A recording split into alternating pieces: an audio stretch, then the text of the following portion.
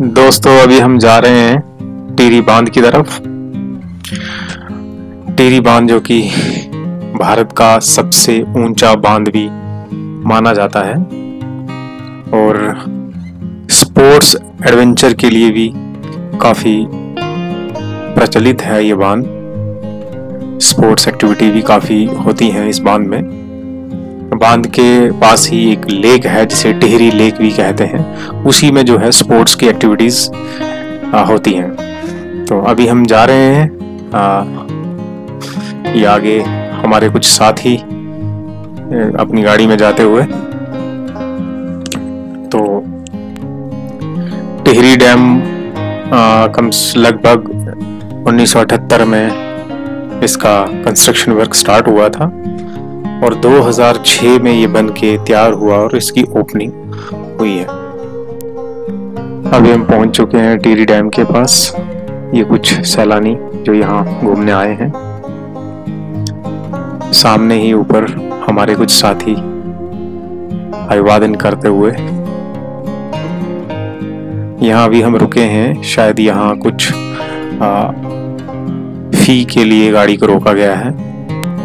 सामने आप एक होटल देख रहे हैं, ये काफी बड़ा होटल है। अगर आप यहाँ रहना चाहते हो तो रह भी सकते हैं। अगर आप कहीं दूर से आ रहे हैं और आते आते आपको शाम हो जाती है तो आप यहाँ रुक सकते हैं। रुकने की व्यवस्था भी आपको मिल जाएगी यहाँ। और बांध के पास ही, झील के पास बांध भी है और झील भी है।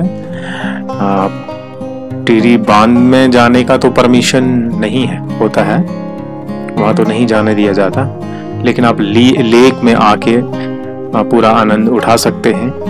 गर्मियों में काफ़ी पर्यटक यहाँ घूमने के लिए आते हैं। झील में स्पोर्ट्स एडवेंचर का मज़ा लेने भी काफ़ी लोग यहाँ हर दिन आते हैं। गर्मियों में काफ़ी भीड़ रहती है और देखने को मिलती है।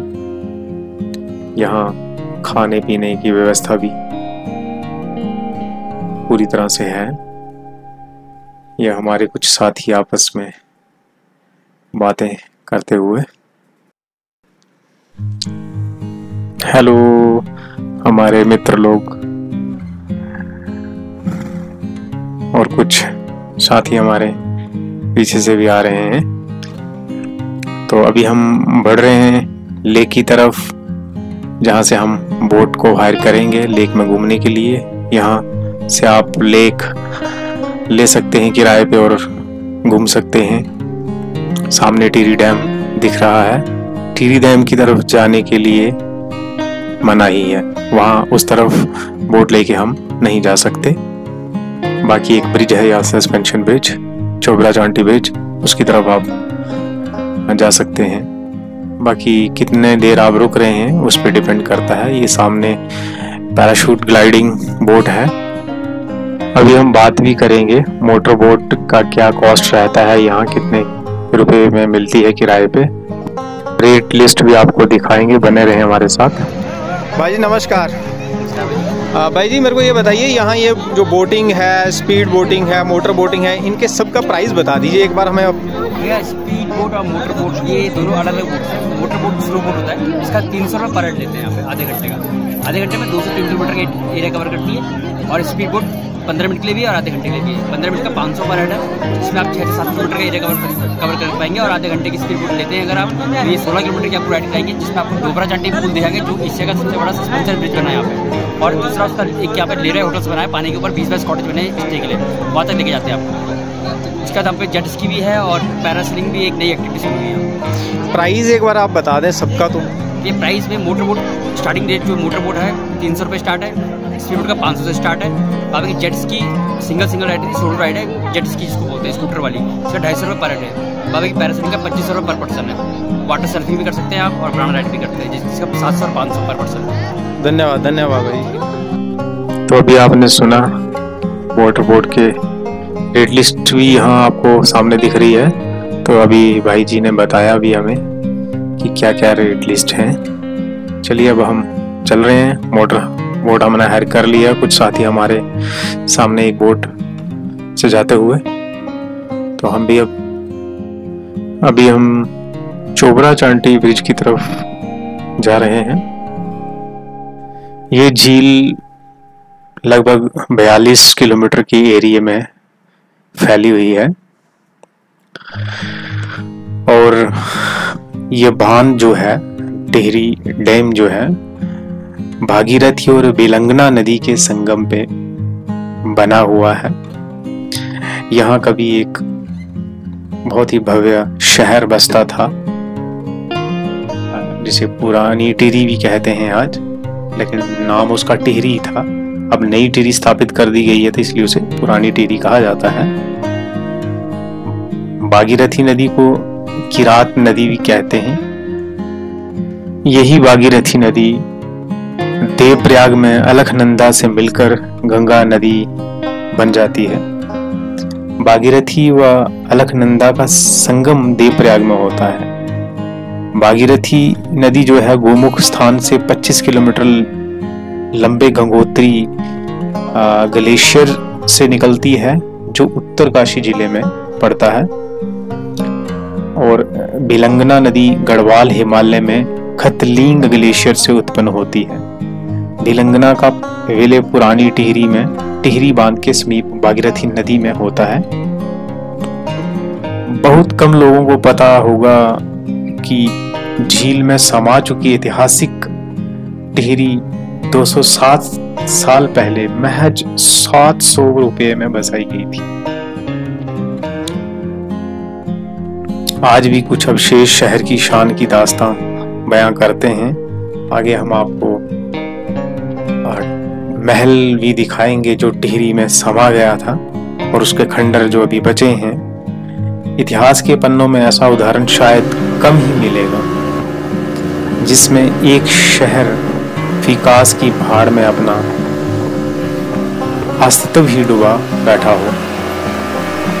190 साल का शहर हमेशा के लिए झील में विलीन हो गया, तारीख के पन्नों में सिमट गया। साहित्यकार माहीपाल सिंह नेगी कहते हैं कि जड़ों से उखड़ना तो पीड़ा देता ही है। उस शहर में पुरखों से जुड़ी यादें हैं तो बचपन की स्मृतियां भी झील में गोता लगा रही हैं। ये सामने रेस्क्यू बोट है।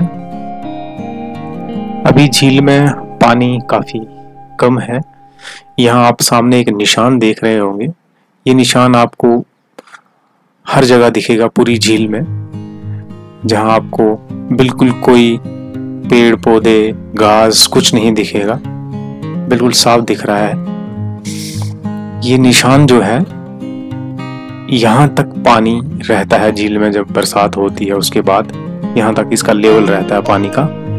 ये सामने झील के अंदर ही अगर आप रुकना चाहते हैं, रहना चाहते हैं यहाँ, तो ये यहाँ व्यवस्था कर रखी है। जैसे आपने देखा होगा कश्मीर में डल लेक में शिकारे हैं, उसी तरह यहाँ पे भी बना रखे हैं। सामने चोबरा चांटी ब्रिज है। शाम को हम यहाँ लेके चलेंगे आपको और इसकी खूबसूरती दिखाएंगे।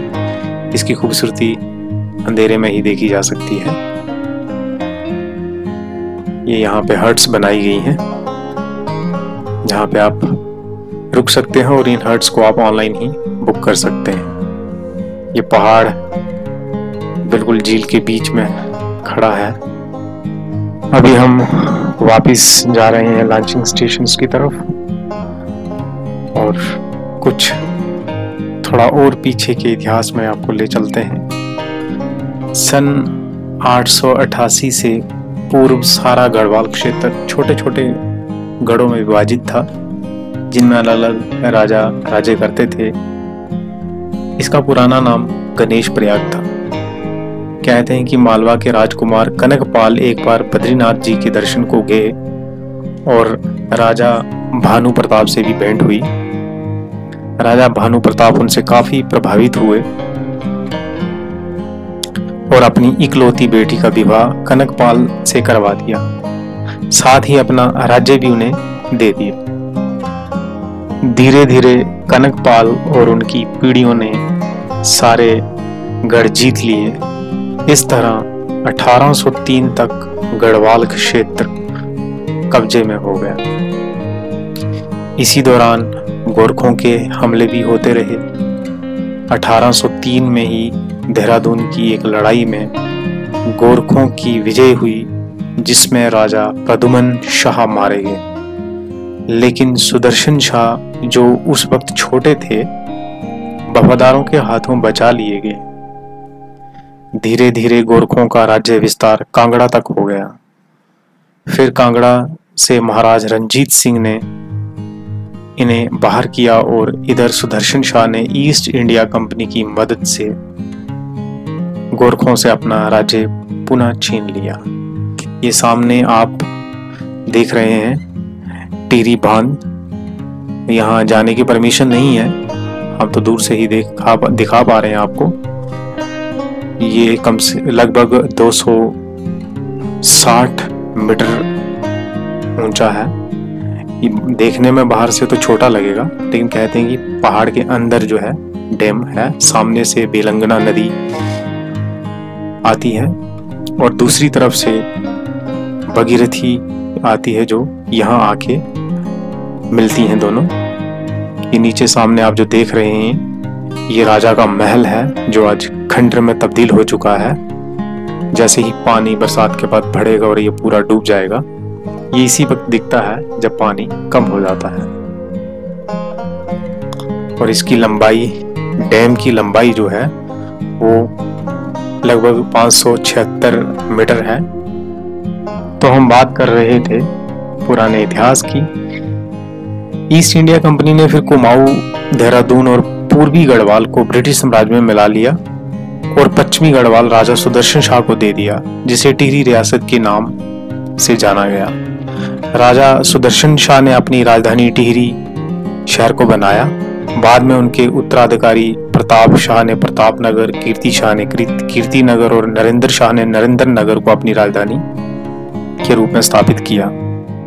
यह था इसका कुछ पुराना इतिहास। शाम को आपको ले चलेंगे चोबरा चांटी ब्रिज की खूबसूरती को दिखाने, और बने रहें हमारे साथ। अभी हम चोबरा चांटी ब्रिज की तरफ जा रहे हैं। अभी हम पहुंच चुके हैं चोबरा चांटी ब्रिज, और आप देख सकते हैं किस तरह से ब्रिज लाइटों से जगमगाता हुआ। ये सामने जो रास्ता जा रहा है, रोड जा रही है ब्रिज से होते हुए, ये प्रताप नगर की तरफ जाती है। इस ब्रिज को हाल ही में अभी त्रिवेंद्र सिंह रावत जी ने, जो उत्तराखंड के सीएम रहे हैं, उन्होंने इसका उद्घाटन करा था। ये एक सिंगल लेन ब्रिज है और भारत का सबसे लंबा सिंगल लेन ब्रिज माना जाता है, जो टिहरी लेक के ऊपर बना है। इसको लगभग 12 साल लगे बनने में, और इसकी लंबाई जो है 725 मीटर है। पहले जब ये ब्रिज नहीं था तो टिहरी से अगर प्रताप नगर जाना होता था तो लगभग 5 घंटे का रास्ता तय करना पड़ता था। इस ब्रिज के बनने के बाद अब वही रास्ता जो है 1.5 घंटे का हो चुका है। काफी सुविधा हो चुकी है इस ब्रिज के बनने के बाद, और हर दिन यहाँ काफी लोग भी घूमने के लिए आते हैं शाम को, क्योंकि ये शाम को लाइटों के साथ काफी खूबसूरत दिखता है। ये सामने जो रास्ता है ये प्रताप नगर की तरफ जाता है। ये लाइटें जो हैं, जो रंग है लाइटों का, ये 7 रंगों में बदलती हैं। इसी तरह की लाइटें राजभवन में भी आपको देखने को मिल जाएंगी, जो 7 कलर्स में बदलती हैं। दोस्तों, वीडियो कैसा लगा कमेंट करके हमें जरूर बताएं। लाइक करें, शेयर करें। जय हिंद, राम राम।